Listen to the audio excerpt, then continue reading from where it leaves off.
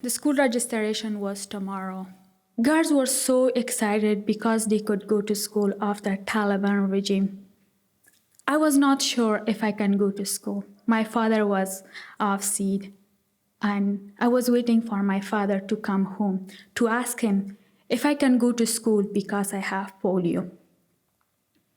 I'm waiting patiently, so my father walks in, and he is typical Afghan guy with white clothes, a vest, average height, and a beard. And then I ask Dad, "Father, can I go to school?" He says, "Of course you can." Tomorrow, next thing we did, we went to school. No one pays attention to me. Everyone is busy on their registration. And there's one of my father's friends comes and asks my dad, "Is she going to school as well? People will make fun of her. She shouldn't go to school." I'm behind my dad standing, and I heard everything. As I was walking to school, it was 30 minutes walk, but it will take me 2 hours because I was on my crutches. My siblings were ahead of me. And as I'm walking, it is hot. It is so humid, and it's hurting. People are saying horrible things to me when I'm on my way. I arrived to school. I'm happy, so I can see my friends. I will learn about my favorite subject. Years later, when I go to school, I see one of my teachers talks about me, gossiping to other teachers and say, "She shouldn't come to school. She can learn, she can stay home, and she can read and write, and this is such a shame the way she walks." I heard everything.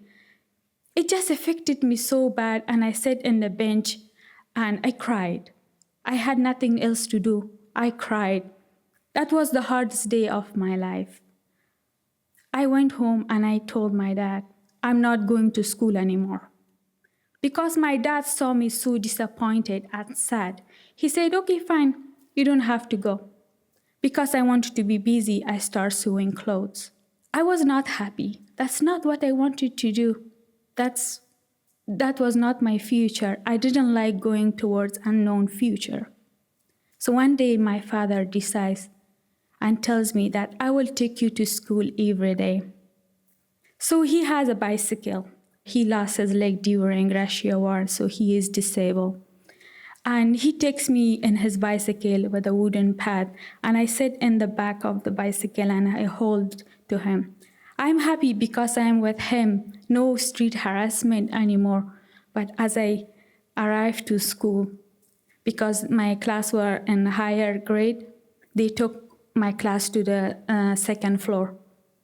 And as I was walking in the hallway on my crutches, I asked my principal, "Can you please bring my class from upstairs to downstairs?"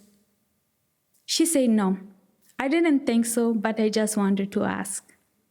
So I look at the stairs, and I had to decide whether I want to climb the stairs or not. I decided to climb the stairs because I want to graduate from my university and work and be independent. That was only possible for me through education. So I lean against the wall and I put one crutch in one stairs, my 2 feet in another stairs, and another feet in another stair. And I pulled myself up. And I did this 30 times. I made it to the top of stairs. I was happy. And I did this for 5 more years. I got full scholarship, and I came to States. My graduation day came finally, and my father was watching it live stream. He was so happy and proud, and I made it through.